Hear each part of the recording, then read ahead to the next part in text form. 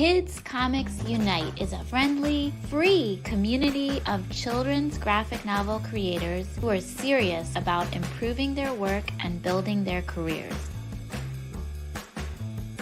This month, we're excited to highlight some of our members' crowdfunding campaigns as part of our partnership with crowdfundr.com. Our very own Patrick Lugo will be hosting these streams. Patrick, take it away!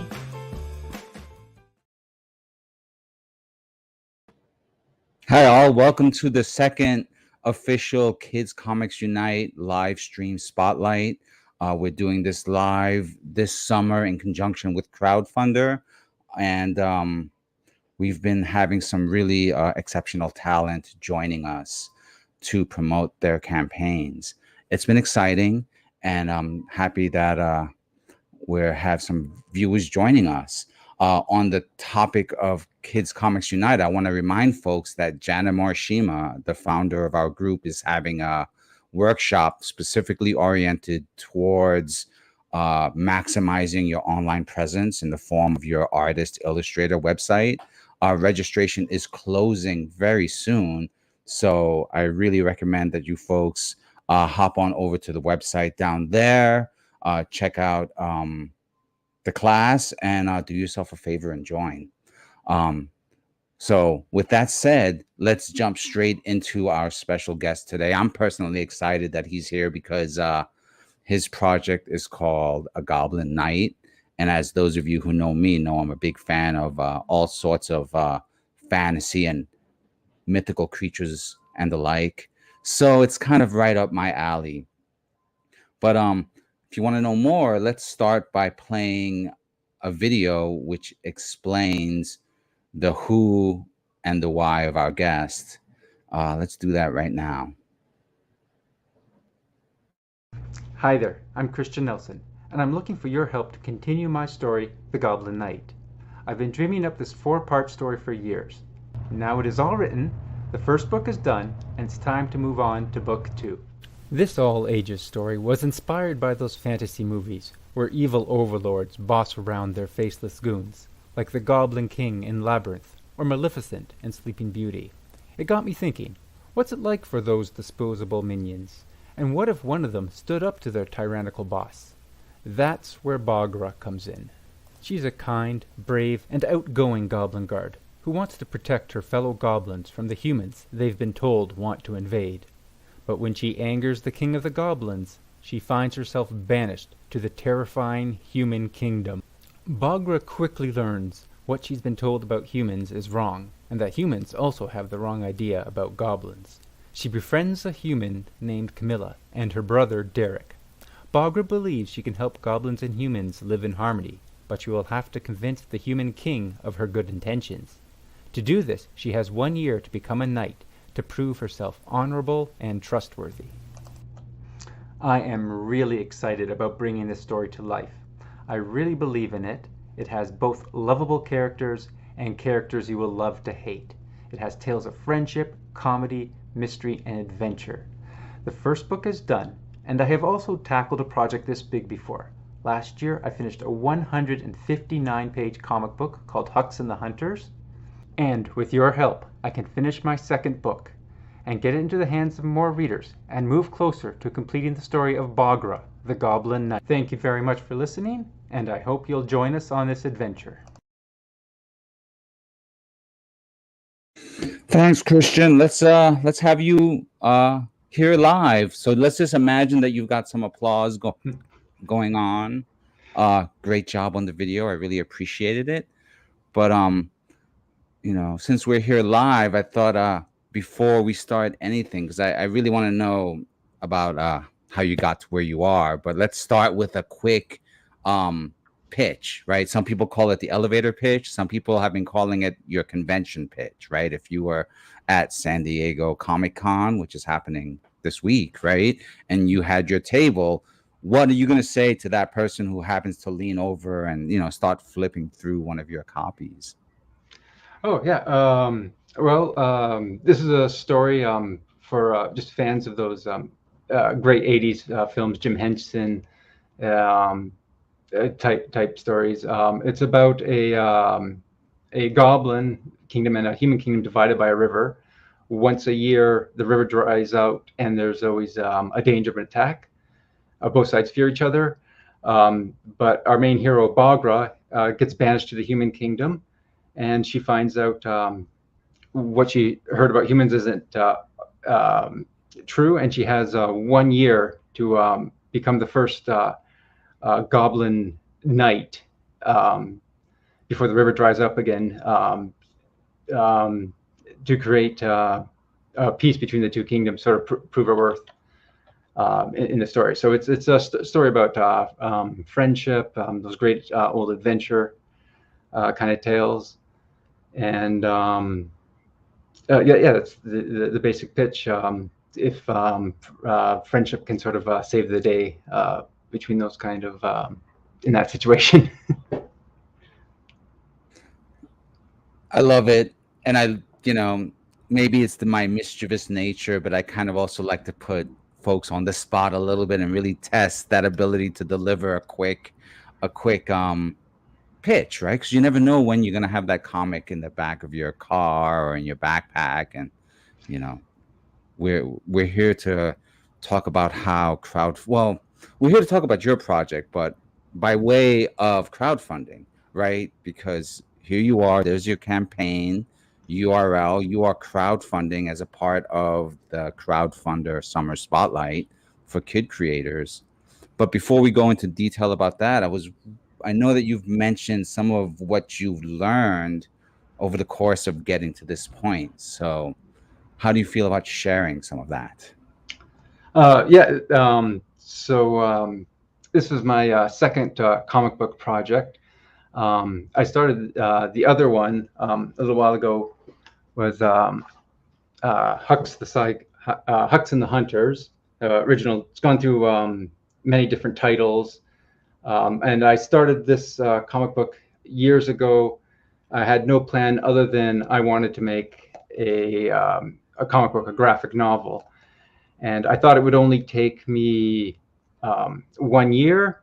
It ended up taking me 7 whole years to complete, and when I finished it, it took me another 3 years to work out how I'm going to get it out into the public. So it was a very long process.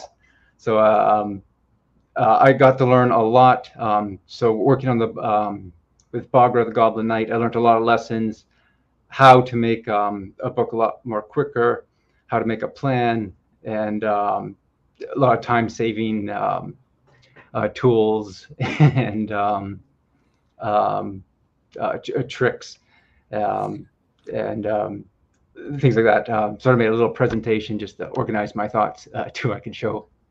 That's awesome, because I too took forever to get my graphic novels out there. I'm super slow, and I definitely, no matter how hard I try and make my work efficient, I have more than once found myself zooming in to like 500% to just get those bricks in there that no one's gonna ever see, because 500%. But that's one of my own quirks that I thought I'd share. But yeah, I would love to get a glimpse of what you had to say. But let's take a quick look at some comments, right? Lisa, I mentioned our Kids Comics Unite workshop, so maybe you could put a link to that in the chat so folks might check it out. And then Roger McMullen also loved the video. Love the new and improved lighting and setup. Oh, thanks, my wife. Oh, excellent. And then Lisa once again wants to know some of these lessons that you've learned. So if you are ready to share your presentation. Oh, sure. I'm just going to hit present. So I think I can just share screen. Screen sharing works. So you would have the option if it's in a different tab or if it's in a different window. Okay. Oh. I think start sharing. Hi, screen. Ashley and Jeff. Oh, okay. So I will. All right, so this is sort of the first page And here introduction. we are. Yeah, so the first book I made was very difficult, and my second book was less very difficult, basically on this one. So I'll start off with the making of Hux, and I guess not mistakes, but lessons I learned through challenges on this one. So when I started the book, it took me 7 years to complete when I thought it was only going to take one. One of the issues was I had to remake the start and end of the book twice after I'd already drawn it out, just to get the story to work, to get to a place where I was very happy with it at the end. But I had to redo a lot more stuff than planning it out in advance. I started making the book. I had no idea how to sell it or who to talk to about it.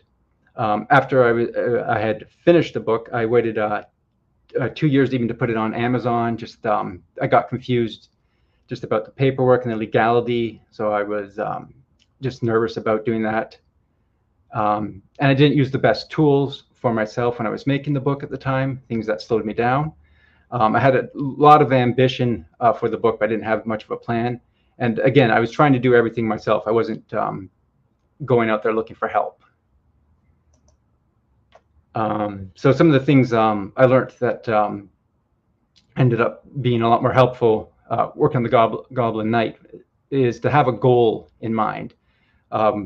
So if you're working, you're not just sort of floating around. You're not really sure where your destination is. It's like a map. You have sort of an idea where you want to go.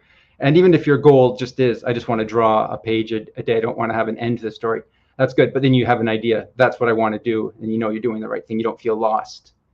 So with Hux, my only goal was to make a book people would want to read, but I didn't really think that much about it. I didn't think about who it was for, where I was going to sell it.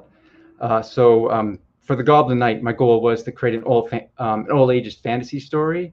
I want to make something that I loved as a kid, so that like a new generation will discover these kind of stories and maybe even discover those other stories I grew up with as well. It's sort of an introduction. So that's sort of the goal of this story, and I want to get this one done in about a year, finish the whole story if possible.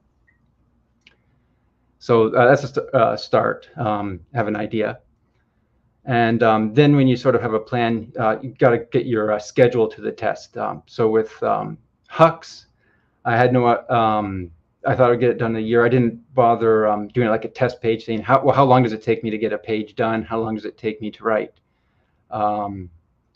And with this one, the Goblin Knight, I sort of time myself. This is how long it takes me to get a page done, a rough in ink and color it out. I have my scripts finished, so I don't have to worry about that. Everything's plotted out. And again, like you were talking about detail, with Hux, I was drawing every tree out in the horizon. And so does that really help tell the story I want to do? If you're obsessed with artwork, if that's what your book's about, then do that. Then that's okay. But if you're more interested in telling a story, maybe change your artwork. For this one, I made it a lot more cartoony, which it gives the characters, I think, more personality. Acting is better, and it's quicker and a little bit cleaner, easier to read than Hux. I was going more for highly detailed. And again, just doing a test page, and you make sure everything's set up properly that before you send to a printer. Just do one rough page. Don't even make a finished page, so you're not wasting hours. You just do like a test page. Okay, yeah, all your measurements work. That's the kind of file we want. So you don't have to go back and redo a lot of work, which is something I had to do with Hux all the time. So some time-saving tips that I've learned is to take your work one step at a time. Hux, when I'd written it, the script ended up being about 160 pages.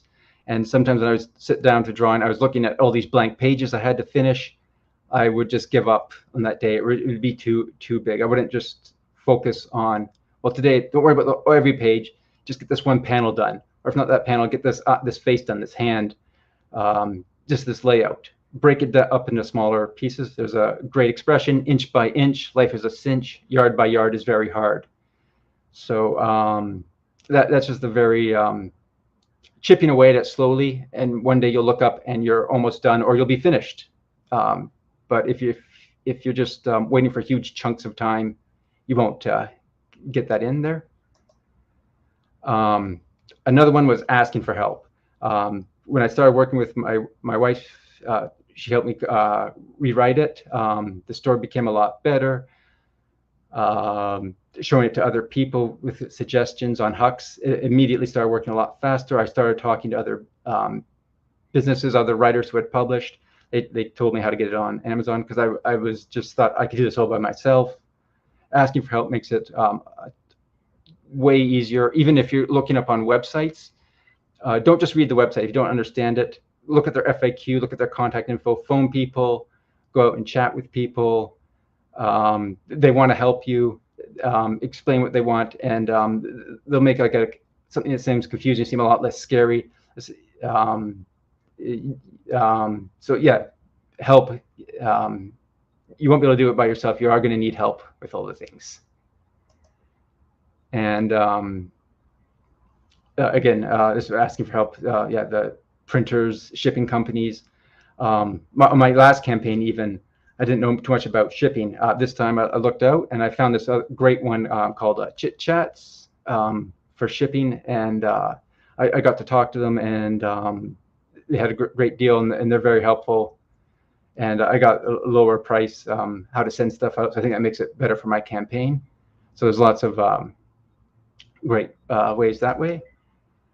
And another thing is, for the Goblin Knight, I pretty much plotted out the whole story bus stops with a notebook. So if you think I don't have time to work, if you're at a dentist office, bring a notebook, thumbnail your stuff, plan, do your writing, especially when you're bored. I think that's when you come up with the best ideas.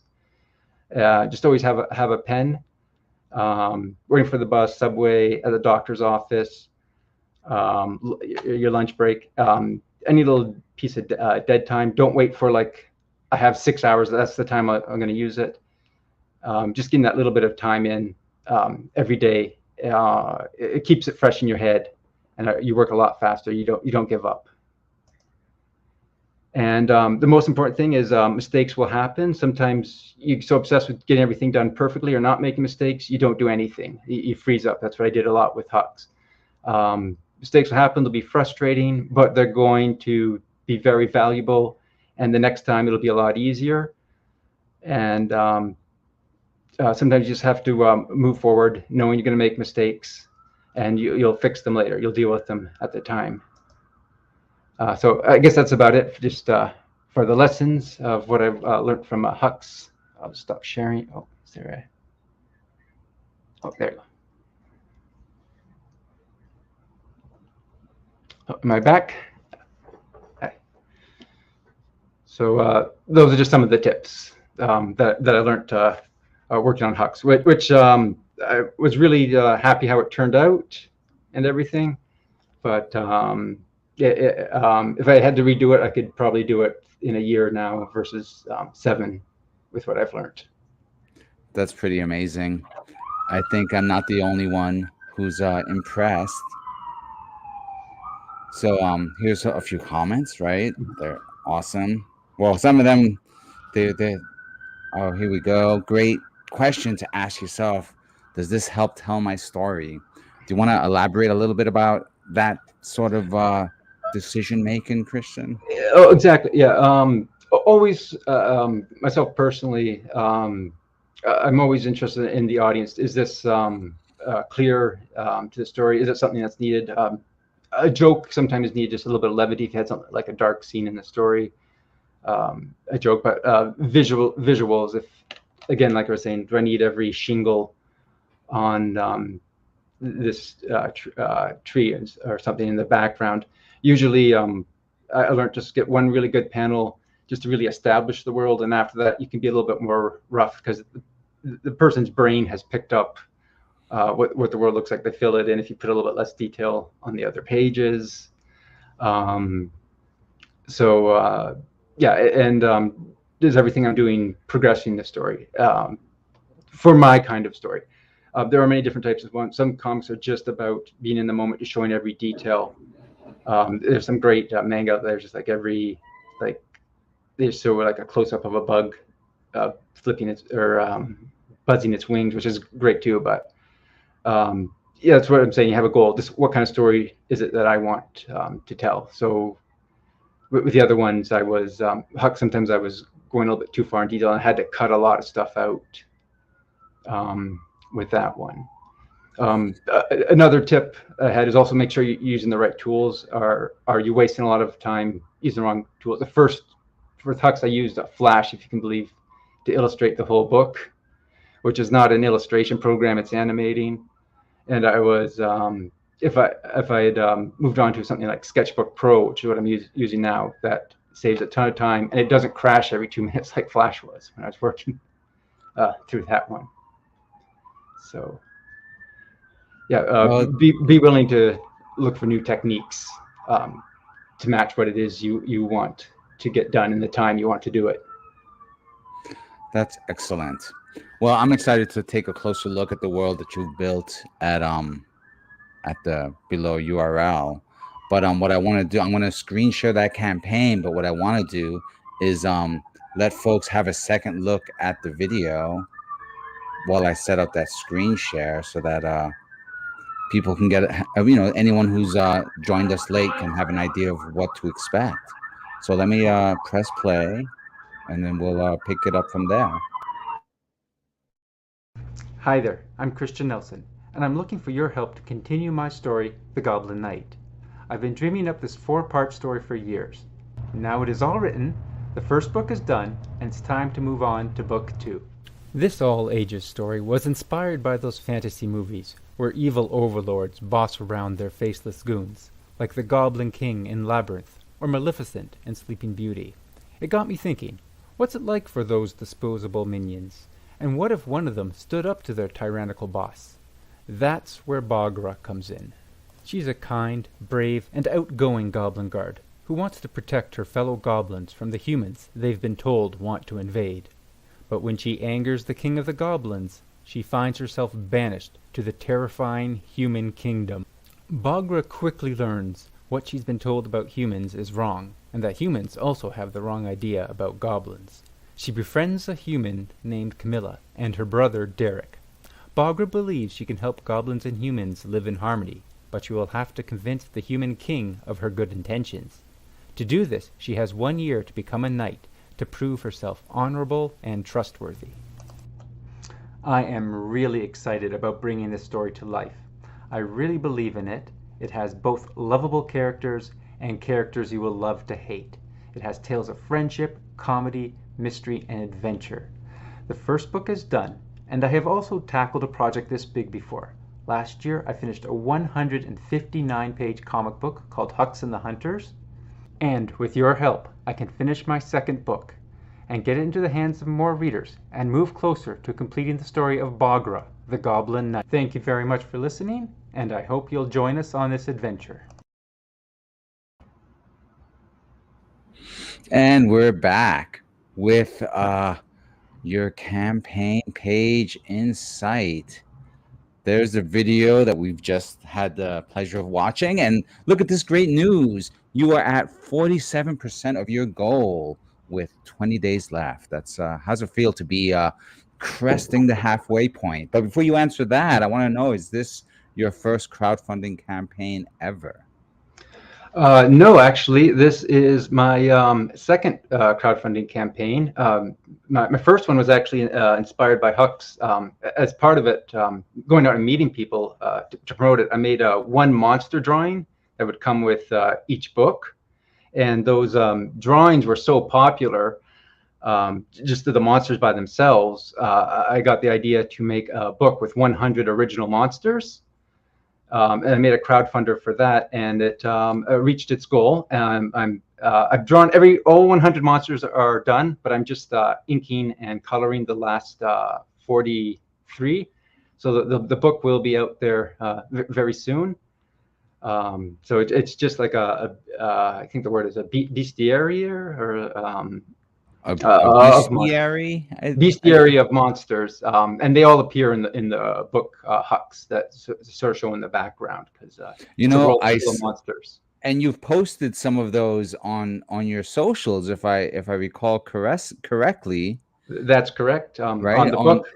On Instagram, and there was one monster in particular which really stood out to me because it's rarely depicted in modern days, but it has a special place in my little world of comics. But we're not here to talk about my comics, we're here to talk about your comics. So I'm also very excited by your monster design. I'm gonna have to hunt down a copy of 100 Monsters, but we're not talking about that book. See how easily distracted I am? Terrible. But let me just blame goblins for my my state of mind right now, and let's take a look at what we have here. Right, a fun adventure for all ages. It's about finding out your place in the world, no matter how unexpected. So you've got this is books 1 and 2. The covers for books 1 and 2. Is that correct? That's correct. Book 1 is all done, all 25 pages. So you can get that one, and book 2 should be done pretty soon. The whole script, all 4 books are written out, so the scripts are all are done and planned out from beginning to end, and so it will be a 4-part story. You get a complete story with it. So if I meet the goal and anything above it will help me have more money and time just to get the next 2 books done as well. Will also be very helpful. Oh yes, and then here we have some preview page. Oh no, it's not preview pages. It's just a short little hint. Can you? Oh yeah. So first story. They say if you love your characters, put them through the ringer. So Bogra's all alone on the human kingdom. She's separated by her home for 1 year by a river. And one of the problems is she cannot stand human food. So that's sort of an issue here. It's sort of the discovery, humans and goblins learning about each other. They've been afraid of each other for generations, but they never actually met. So this is sort of the heart of the story, is the friendship between Camilla and Bogra here. Camilla also wants to become a knight as well. And there's a little bit of jealousy in this, spoilers, of the fact that Bogra is suddenly allowed into the Knights Academy when she hasn't been as well. It sounds like some potential drama. And here we have more preview pages. Are you doing all the art? Is this 100% you? From thumbnails to letters and colors? Yes, the artwork is. I'm working with my wife on the story and the beats with that one. But yeah, it's all done digitally this time, which is a lot quicker using Sketchbook Pro. And I've just been trying to improve my art as much as possible, take as many little tutorials as well to improve it, and a lot more cartoony and life drawing. I'm an animator by day, so a new show I'm working at just really helping improve my posing and everything. It's sort of inspired by European comics, kind of like the Smurfs. There's like a Smurf village. I love that. So it's sort of like a goblin village. Rather than blue, you went with green. Yeah. I love green's my favorite color, and I just love creatures like gremlins. I loved quote unquote the goons from Maleficent. I'm not sure if you remember those little imps from Sleeping Beauty. Oh, yeah. It sort of inspired their sort of like little pig design, and again, Labyrinth, the goblin village in that one that David Bowie was the king of, was there. So in here you can sort of see that the Goblin Kingdom is slowly dying. Every year they're preparing for war, but they're destroying their environment as well. So there's also sort of a ticking clock on that. If Bogra doesn't make peace between them before the river dries out next year, there's a chance that the goblins might all starve because they're ruining their croplands. That's sort of the setup in this one. So high drama. And look at that. I mean, that underwater scene is just so lovely. So your color work is really exceptional. And I see we have a few backers here who've had a few things to say. We have let's look at your campaigns along the side, right? So we have here, scrolling back to the very top, we've got your books 1 and 2 as an ebook bundle. Am I Yeah, reading that correctly? that's correct. Yeah. Very cool. So how many pages does that amount to in It, total it, for the 50 pages in total, and sort of like a little preview blurb image at the end. So maybe 25 comic pages, or 50 comic book pages in total. 50. Oh, excellent. And we have another question. Sketchbook Pro, Christian, is that a paid software? Oh, that was actually a free download when I got it. I'm not sure if it's still that way, but I find it really a great program to work with. You can get beautiful, smooth lines with it, and for coloring different brushes, getting those different textures for like sand versus stone, or something more cartoony. I tried to copy that cartoony look of the backgrounds being more detailed, but the characters just very flat shaded, just like a Saturday morning cartoon kind of look for the style in that one. And here's another comment. Before, in the writing of Hux and the Hunters, Christian used to do all pages as huge pencil drawing panels, but not so to Goblin Knight comics. Yeah, no. When I did Hux, that's another thing that took a lot of time. I put them on these huge Bristol boards. I didn't have a scanner big enough to scan them all, so I had to scan half a page, and Can the you other hold half. that up one more time? I want to take a closer look. Sorry. So I had to scan half, and then the other half, and then stitch them together on the computer, and then digitally ink it afterwards. Oh yeah, yeah, that's a beautiful set of pencils. But yeah, those struggles are real. Yeah. So yeah, I have 150 pages. It's quite heavy. It adds up. And then if you were to go to like an office place where they can scan it for you, that'll add up price wise, right? Yes. Yeah. And then you don't have those big scanners that you can buy anymore. Yeah. Oh, Yeah, the goblin. Oh, sorry. Go ahead. The question on the thing. It's going to be 100 pages in total when I get all 4 books done. That's excellent. And so with regards to watching the video again, people are liking the synopsis without the spoilers. So far, so good. Yeah, I found like I do art in a really strange way. I tend to do my comics one panel at a time. Like I'll break down the thumbnails, do a basic layout, but then for the sake of my scanner, I'll draw just the panels and then scan them and then assemble them digitally. So like whatever it takes to get the comic done, that's what matters. But let's go back to your comics. So now we have book 1 as a physical copy, or book 2 as a physical copy. Yeah, for anyone who just bought the first one by itself. So the Right, first one is out there. Buy the. Do you have any? Let's see. Oh, the first book is on Amazon. It's a little bit cheaper to get it on the Crowdfundr if you want a copy of the physical first book as well. But the better deal is Crowdfundr. So okay, well, let's unpack that a little bit. So if you want just book 1, even though it's available on Amazon, it would actually be less expensive to get it from Crowdfundr. Right now, yes. Right now, so that's a pretty. That's pretty sweet. So let me just make sure people know where to go, right? And then if they want book 2 will only be available through Crowdfundr. Is that my understanding? Yeah.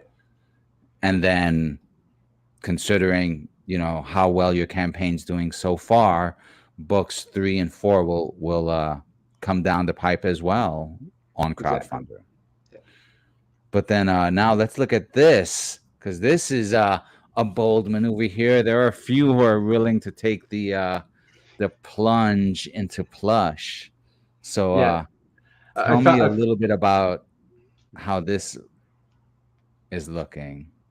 I found a great artist on Etsy who makes stuffed animals or plush dolls based off your illustrations. So these are the designs that I sent her. I'm just waiting for a few images to come in. And so if enough money is raised for that. You'll be able. There'll be just 3, so limit of 3 of actual little a Bogra doll in her original goblin uniform, right here, when she's not in her knight uniform, but in the first outfit she's wearing at the start of the book. And if this does really well, the next one will be her in the knight costume. That's excellent. And then, you know, at some point down the line, right, you could, I don't know, design her to have like the reversible suit or something. I don't know. I love the idea. I think it's really exciting to see these sorts of possibilities, and the fact that it's going to be a handcrafted item, you know, only 3 made, right? So this, you're being supported as an artist. Your efforts are supporting another artist, right? So it's so essential. Let's see this. Look, Marie. Hi, Marie. Just contributed under her pen name, Rowena Zanrai, also on Crowdfundr. She loves stories like Gummy Bears, Smurfs, and Labyrinth.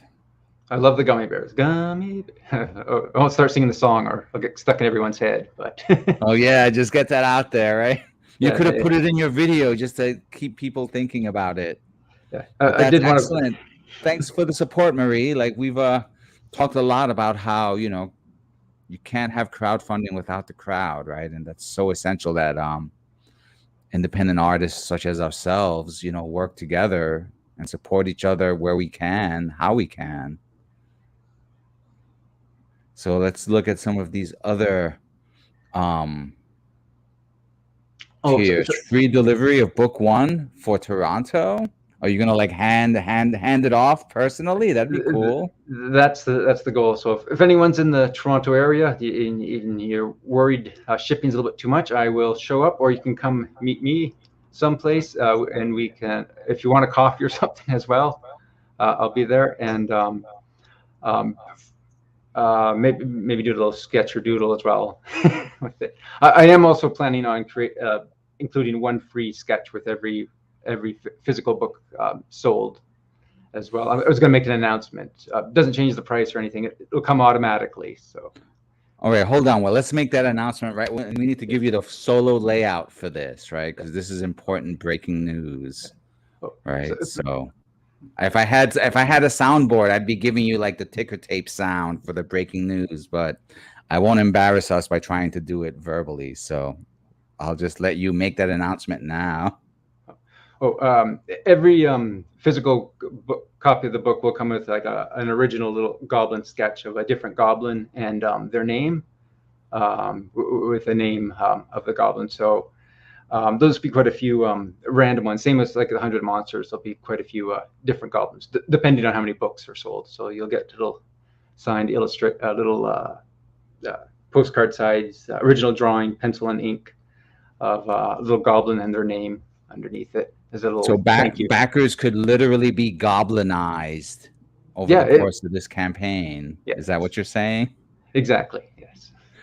That's fantastic. Here's another comment. People who read Hux and the Hunters put nice comments in Amazon.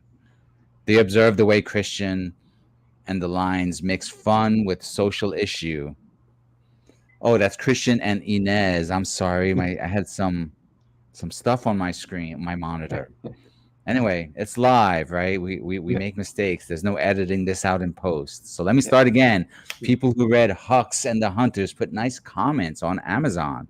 They observed the way Christian and Ines mix fun with social issues like oppression, fake news, collective power, and women power, and so on. So one more reason why to really take a look at your work.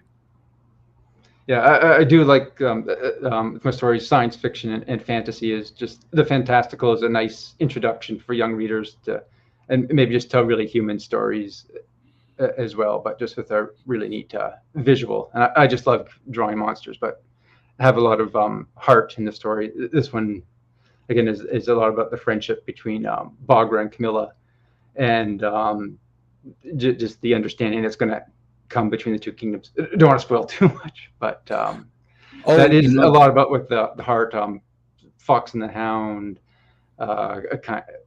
or How to Train Your Dragon, just really good kind of friendship stories between the two of them, and two characters learning about each other is kind of the stories I really liked growing up, as well as those sort of just the action as well. That's awesome. And I mean, you mentioned not wanting to spoil things, right? And that's kind of like the dilemma that we all kind of face, especially as we're like promoting our own work. Like, this is something I was literally today writing about. Like, I want to update my backers on pages that I've colored, but then how do I show them those pages if those colored pages are going to spoil a scene, right? Like, how do you do that? How do you thread that needle? So maybe just put those black box, like those redacted ones they put on government. that's why I've been making liberal use of like the mosaic filter to make them all pixelated, like a witness protection style. Yeah, you don't find out who's the secret twin brother or something. Exactly. Or what I've been doing lately is just speeding up the footage. Like, if it's a screen recording, I just speed it up so fast that you see that something's happening, but you can't really see what it is. So only the most obsessive fans will just go frame I by know frame. whoever's gonna slow, if if they're willing to download that video, slow it down to find that detail, then they deserve that detail. It means your story's doing something right. Exactly. Oh, well, actually, what I ended up doing is because whatever, I'm going to take an hour-long piece of footage and bring it down to 1 minute. I usually have to export like a 10-minute version, halfway through. So I have a 10-minute version where you can pretty much see quite a lot of the coloring process and all the details. So it'll give away the story, but I've got that like hidden away in YouTube. So if you want to see it, you'd be spoiling yourself. But then if you're just more casual, right, there's the 1 minute version where you can kind of see it, but it's over too quickly to catch the details. Yeah, that's another new thing I've learned, video editing skills. I've never done that before, so that's a new thing you have to learn nowadays. They're just a little more popular, those drawing of videos, learning how to speed that up. That is a new thing. It's actually pretty easy to, not super easy, but yeah, they make it very user-friendly nowadays compared to what it was years ago. It's a little more frightened, but this is a good era to make comics or do your own social media with the programs they built for people. Yeah, it's true. I mean, I've been encountering this a lot. Like, everyone feels like comics right now is booming in a lot of interesting ways, right? Like, you still have your regular comics at the comic shop, right? But even that, there's like, used to be only on Wednesdays, right? Only one distributor. Now it's just like multiple distributors, multiple days. Then you have the bookstores, right? Then you have the big scholastic level graphic novels. Yeah. And then now you have like the third branch. Well, I guess web comics is the third branch. And then crowdfunding, right? This that whole indie comic self-produced endeavor is a whole fourth branch. And they don't always overlap, right? It's rare that you might see a crowdfunded comic in a comic shop, although they occasionally happen.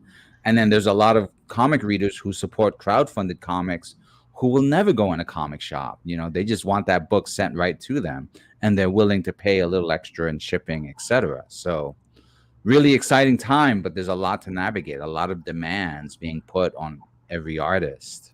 Yeah, working in the animation industry, you meet those types of fans of every one of those groups. I have one friend who he's a big supporter of crowdfunded style books too. So it's nice just to see the different audiences out there that you can that are looking for your stuff, which is really nice. And yeah, I really like all ages. The niche of all ages books, just the idea of just making a new generation of fans for comics too is one thing I really like about comics for kids, just because I just love these so much. They taught me how to read, basically. I couldn't read at one grade and just got a whole bunch of comics. Became the best reader in my class just because of that. Oh yeah, same here. Like the word and picture association, and it's so you know, I remember when I was younger and comics was so eager to grow up, right? And comics, you know, comics are for adults now, they used to say. And then now here we are full circle, right? Comics are for kids again. Yeah, And I think exactly. comics are better for it, right? Like Mhm. the range, you know, the potential. And more So, goblins. So tell me, what's your favorite work of fantasy outside of mainstream media? oh dear. Hmm. So, Curveball coming right at you, oh, right? dear.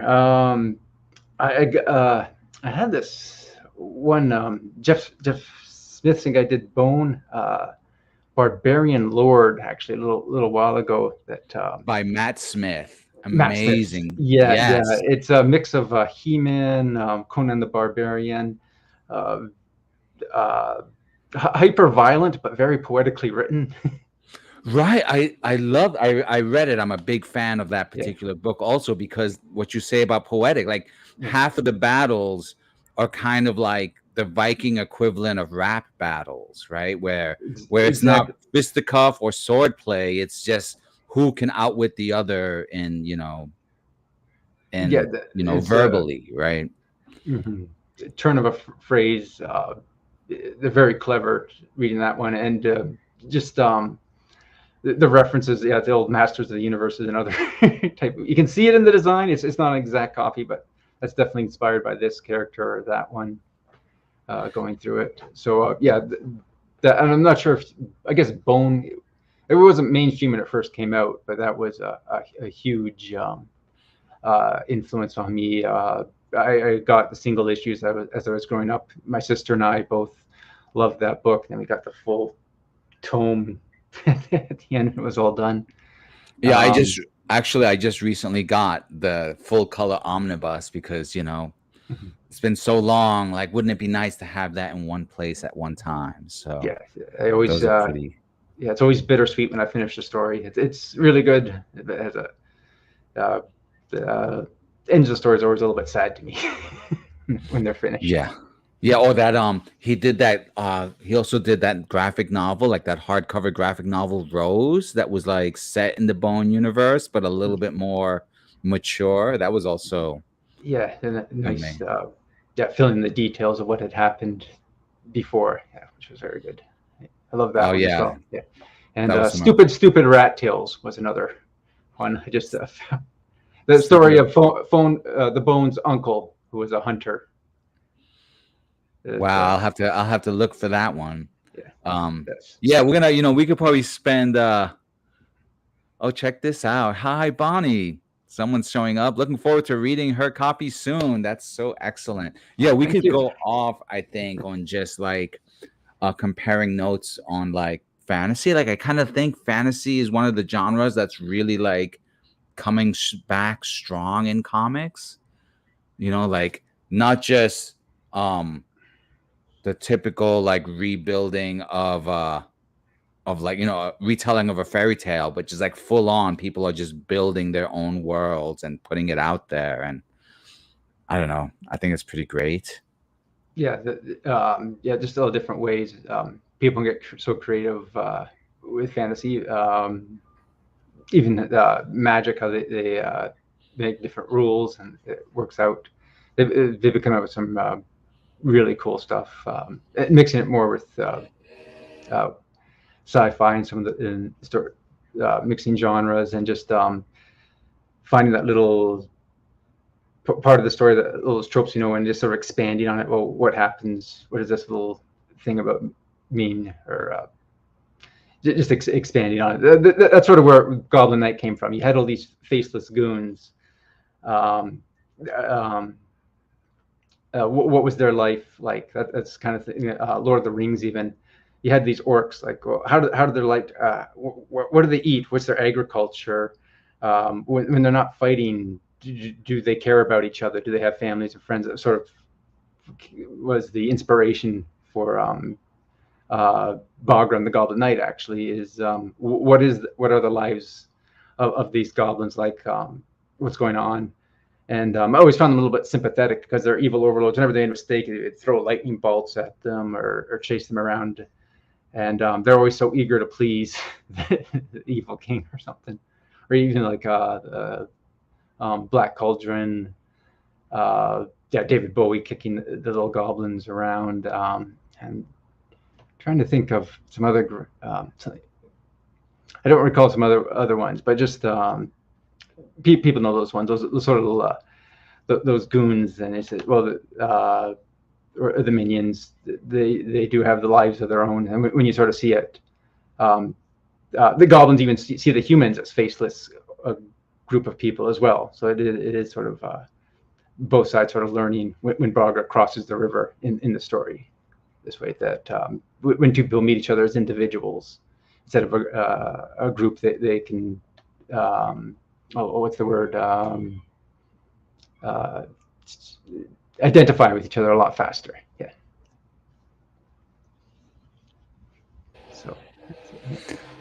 So Bonnie has a lot to say. She loves the world building, imagining different ways of living for kids to consider, which I think is a really interesting point. Like how a child is going to look at these new stories.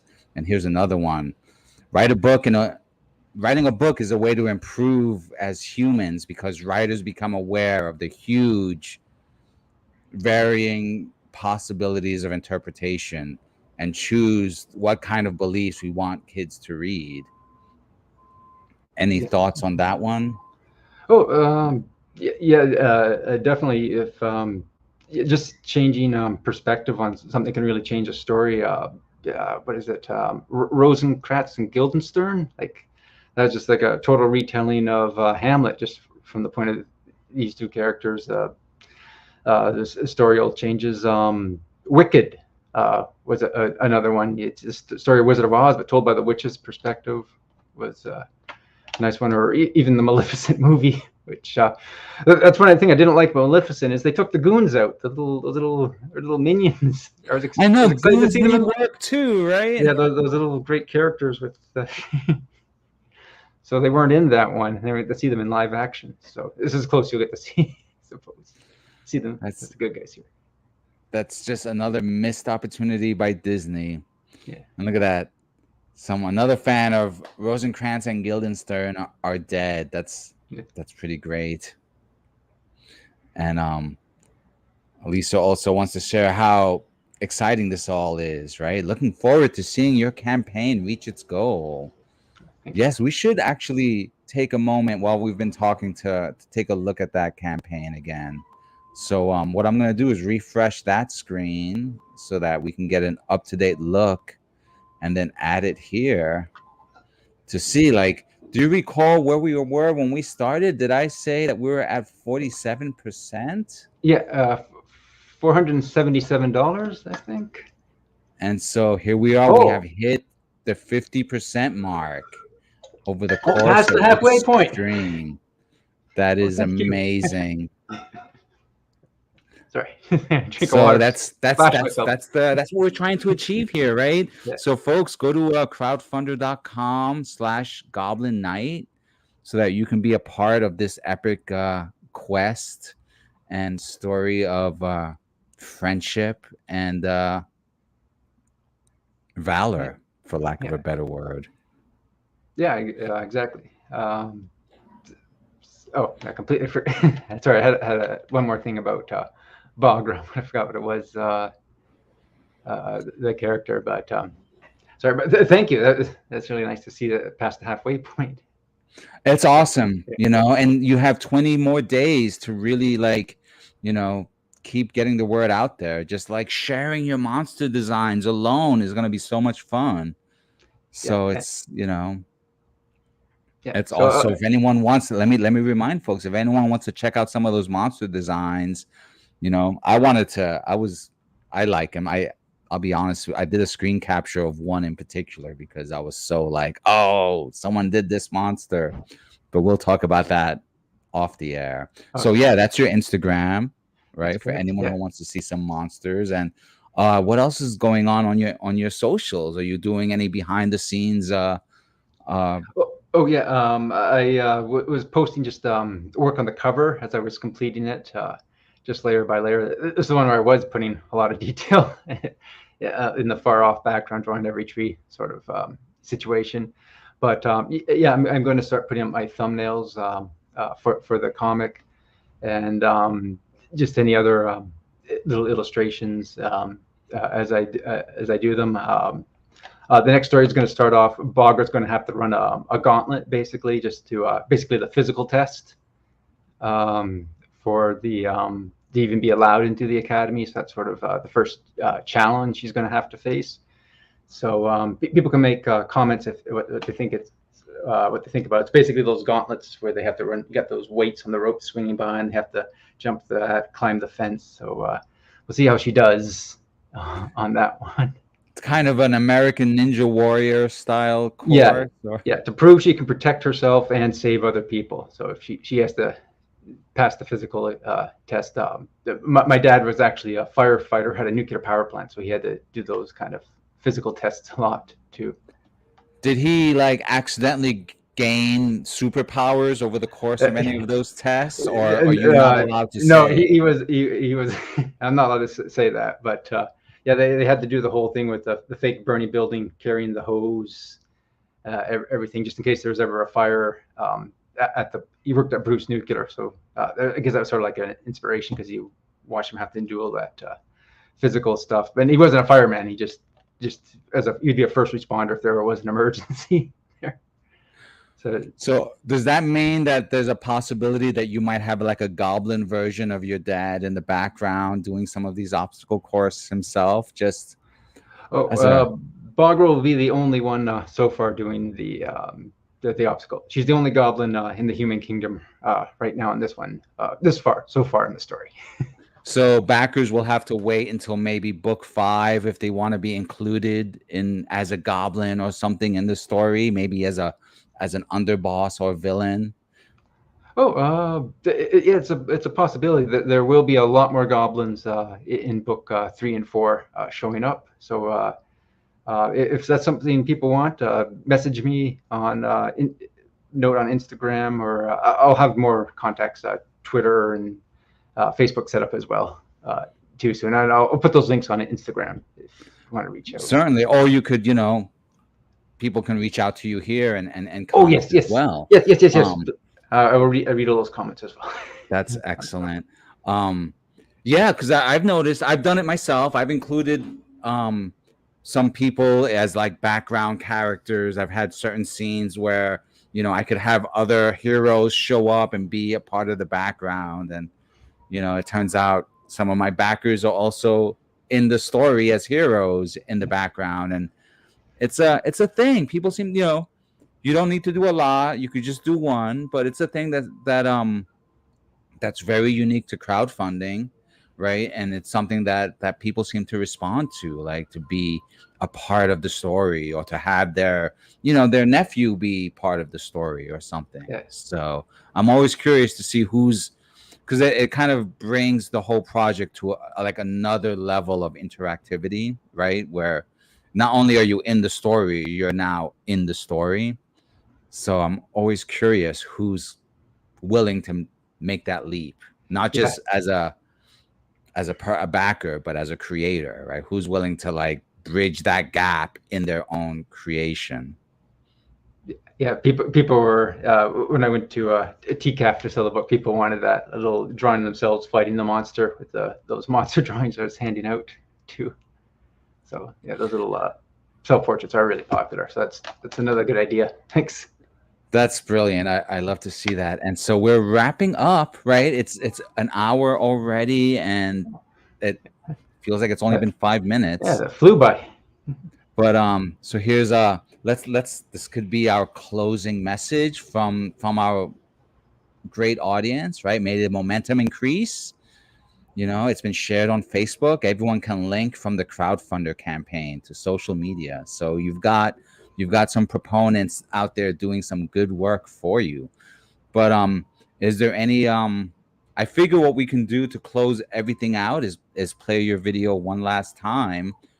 But before I do that, I wanted to give you oh, look at this. We have one more comment. Let's get this one in there. Like Artie shared on Instagram and Facebook. Oh, And wants to know if you're going to translate to Portuguese as it was done with Hux and the Hunters. yes, there will be a translated one in Portuguese afterwards as well. Yeah. That's awesome. Yeah. We'll have to talk about translations as well. Mm-hmm. But that, once again, not everybody has to sit in on that conversation. Yeah. So I just want to give you the spotlight one final time, Christian, to give you the chance to say anything else about the campaign, about the project. Oh, yeah. About the whole, about, life amongst goblins. Here's your spotlight. Yeah. Yeah. If you were a fan of those Don Bluth or Saturday morning cartoons, Smurfs, Gummy Bears, thanks. You want to see sort of like a continuation, or you want to, if you just want to enjoy it yourself, get a story with that similar feel, or share that with your own children, or if you want to be a cool aunt or uncle, it's a great gift. The story is going to have a great payoff at the end. If you really want to be a big spender, there will be three little plush toys.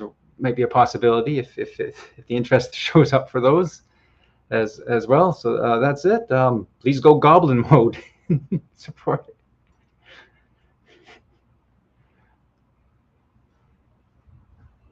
Oh, I think we. I'm muted because I wanted you to have the floor. Not muted anymore. So I just wanted to thank you, Christian, for taking some time out to give folks a real presentation and to really like tell everyone here what the Goblin Knight means to you. So we're gonna end this stream shortly. So I want to thank all of my viewers who've joined us. I'm gonna play a couple of videos to close us out. So let me just get that one set up, and then we could wish folks a farewell. So I'll see you around on KCU, Christian, and I have more questions for you about goblins and monsters and all, but we'll do that in the socials, DMs, or IMs or whatever. So, but officially speaking, let me wish you lots of luck continued luck on this campaign. Thank you very much for having me. Yeah, this was a lot of fun. Yeah, it was fun. So folks, stay tuned. We have a couple of videos to play, but we'll say bye to Christian now. Hi there, I'm Christian Nelson, and I'm looking for your help to continue my story, The Goblin Knight. I've been dreaming up this 4-part story for years. Now it is all written, the first book is done, and it's time to move on to book 2. This all-ages story was inspired by those fantasy movies where evil overlords boss around their faceless goons, like the Goblin King in Labyrinth or Maleficent in Sleeping Beauty. It got me thinking, what's it like for those disposable minions? And what if one of them stood up to their tyrannical boss? That's where Bogra comes in. She's a kind, brave, and outgoing goblin guard who wants to protect her fellow goblins from the humans they've been told want to invade. But when she angers the king of the goblins, she finds herself banished to the terrifying human kingdom. Bogra quickly learns what she's been told about humans is wrong, and that humans also have the wrong idea about goblins. She befriends a human named Camilla and her brother Derek. Bogra believes she can help goblins and humans live in harmony, but she will have to convince the human king of her good intentions. To do this, she has 1 year to become a knight, to prove herself honorable and trustworthy. I am really excited about bringing this story to life. I really believe in it. It has both lovable characters and characters you will love to hate. It has tales of friendship, comedy, mystery, and adventure. The first book is done, and I have also tackled a project this big before. Last year, I finished a 159-page comic book called Hux and the Hunters. And with your help, I can finish my second book and get it into the hands of more readers and move closer to completing the story of Bogra, the Goblin Knight. Thank you very much for listening, and I hope you'll join us on this adventure.